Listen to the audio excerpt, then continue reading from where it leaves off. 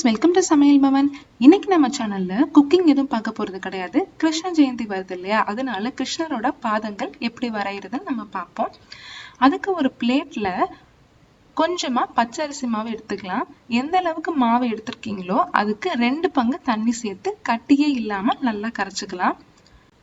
இந்த அளவுல தண்ணி சேர்த்தாதான் கரெக்டா இருக்கும். ரொம்ப சேர்த்துட்டீங்க அப்படின்னா நம்ம கையில ஒட்டாது மாவு. இப்ப நம்ம கிருஷ்ணரோட வலது பாதத்தை வைக்க போறோம். அதனால நம்மளோட வலது கையில இந்த மாதிரி மடக்கிட்டு இந்த இடம் ஃபுல்லாமே நம்ம மாவுல நினைற மாதிரி நல்லா அழுத்தி எடுத்துக்கலாம். ரொம்ப அழுத்திடக்கூடாது. லைட்டா இந்த மாவுல மேலோட்டமா கையை வச்சு இந்த மாதிரி தடவிக்கலாம். ரொம்ப அழுத்திட்டீங்க அப்படின்னா மாவு அதுலயே ஒட்டிக்கும். அப்புறம் நம்ம தரையில வைக்கிறப்போ ஒட்டாது. இந்த மாதிரி நல்லா இருக்கணும். இப்போ இந்த கையை நல்லா தரையில வச்சு ஒரு அழுத்திட வேண்டியதான். அவ்வளவுதான். எவ்வளவு சூப்பரா விழுந்திருக்கு பாருங்க. இப்ப நம்ம விரல்கள் வச்சிடலாம். கொஞ்சமா மாவு எடுத்து பெருவிரல்ல கொஞ்சம் பெருசா வச்சுக்கலாம்.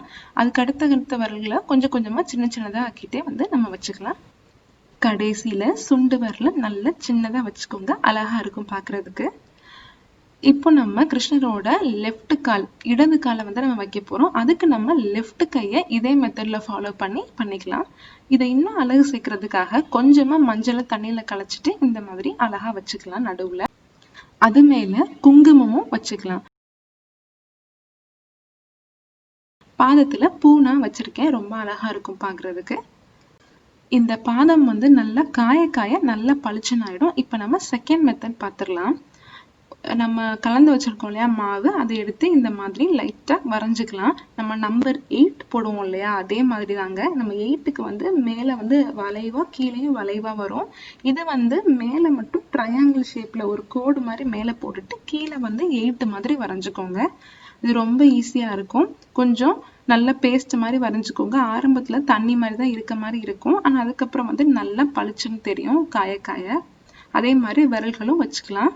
இதுல நடுவுல நீங்க மாவு வச்சு ஃபில் பண்ணலாம். இல்லைன்னா மஞ்சள் குங்குமம் வச்சு அழகுபடுத்திக்கலாம். அதே மாதிரி பாதத்துல ஒரு பூ. அவ்வளவுதான். இந்த மெத்தட்லயும் ரொம்ப ஈஸியா இருக்கும். சூப்பரான கிருஷ்ணரோட பாதங்கள் ரொம்ப அழகா வரைஞ்சாச்சு. நம்ம குழந்தைங்களோட பாதத்தை நம்ம கலந்து வச்சிருக்க அதே மாவுல லைட்டா அழுத்திட்டு கை பிடிச்சிட்டே நடக்க வச்சிடலாம். பாதம் நல்லா பதியும்.